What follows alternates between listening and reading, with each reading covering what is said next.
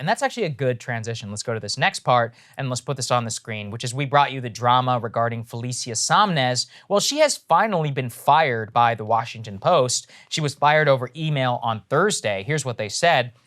The Sonmez was told by the Post that her employment was ending immediately, quote, for misconduct that includes insubordination, maligning your coworkers online, and violating the Post standards on workplace collegiality and inclusivity. The email said that she had public attempts to question the motive of your co-journalists. We cannot allow you to continue to work as a journalist representing the Washington Post. So, look, if you ask me, it was, far too late that this even happened. She did tremendous amount of damage to the institution while she was there. I think we should really go back to the timeline, which is that Felicia Sonmez spent an entire week maligning the integrity of her colleagues on Twitter, and she was told repeatedly not to do so. Her person that she maligned, Dave Weigel, his crime of the century was retweeting the stupid joke, which was, every girl is bi. You just have to figure out if it was polar or sexual. Well, he found out which ones that he works with over there, and he was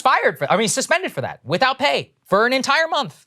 An entire month without pay. That's crazy. Nobody can go a month without a paycheck. And that was his major transgression. She was never disciplined until she flagrantly violated internal policy over and over and over again. And she encouraged, the worst thing to me is just this insubordination amongst their staff. Two people in particular, one of them, Breonna Muir, who I explained, her colleague accidentally referred to her as Breonna Taylor in a tweet 3 months ago. And she emailed that staff-wide and said that that was part of a harassment campaign, which made it difficult to do her job. Because 3 months ago, somebody mistakenly referred to her by the wrong name, deleted the tweet, and profusely apologized for it. And another one was this 22-year-old Stanford grad, Holden, who we've talked about Holden and his eating disorder. But Holden also is online counting the likes of his colleagues and maligning them essentially as racist, saying, why are white males coming out against Felicia Sonmez whenever she's speaking up? And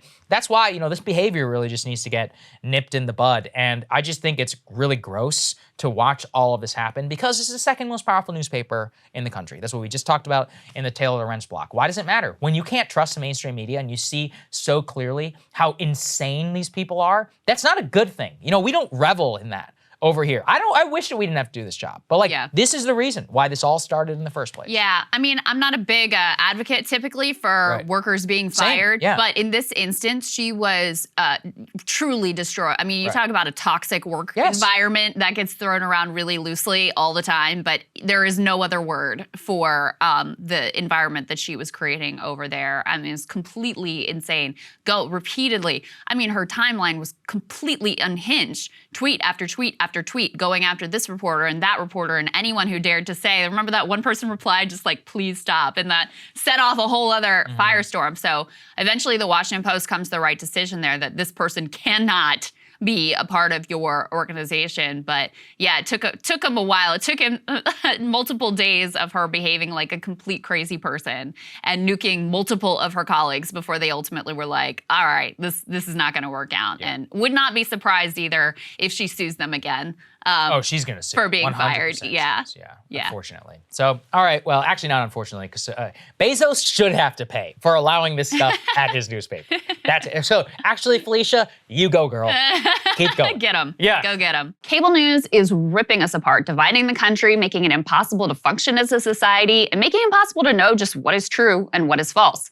But the good news is they are failing and they know it. That is why we're building something new, a new mainstream, a healthier one, something more trustworthy, something that we are going to need in one of the most pivotal times in American history. We are building up here for the midterms, for the upcoming presidential election, but we need your help. So if you can help us out by becoming a premium member today at breakingpoints.com, we're trying to change America for the better and the entire world. So what are you waiting for, guys? Go to breakingpoints.com and sign up and help us build a new mainstream.